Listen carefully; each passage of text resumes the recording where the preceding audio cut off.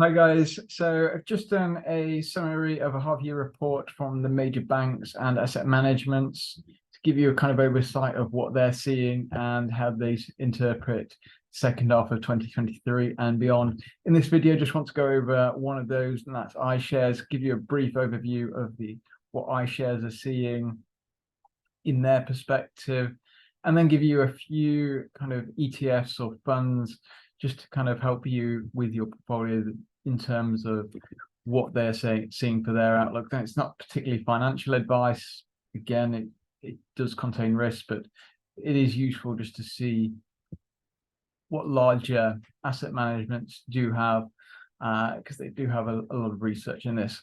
So what they're saying is that you can get more granular within asset classes and look for particularly those that are going to have the biggest beneficiary of the next generation. So AI, healthcare, aging population, low carbon, themes such as deglobalization.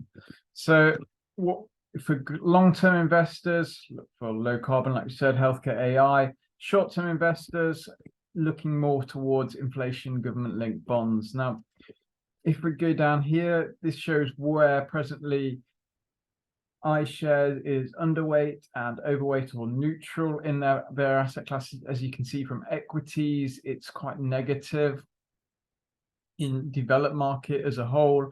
Government bonds, you can see they're very optimistic about in the midterm, and also private equity, not too much.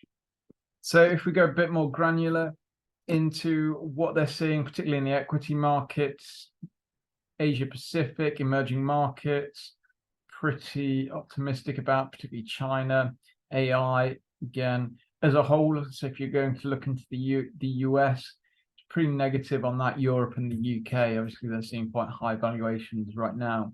So for your portfolio, what you can take away from this is some of the ETFs that you might want to look at is the iShares inflation government-linked bonds for the medium term to shortish term.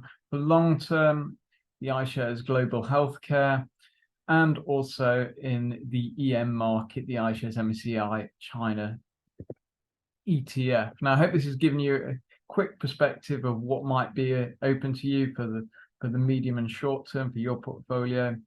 I'll put a description for the report, as it does go over a number of major banks and summarizes their kind of half-year report.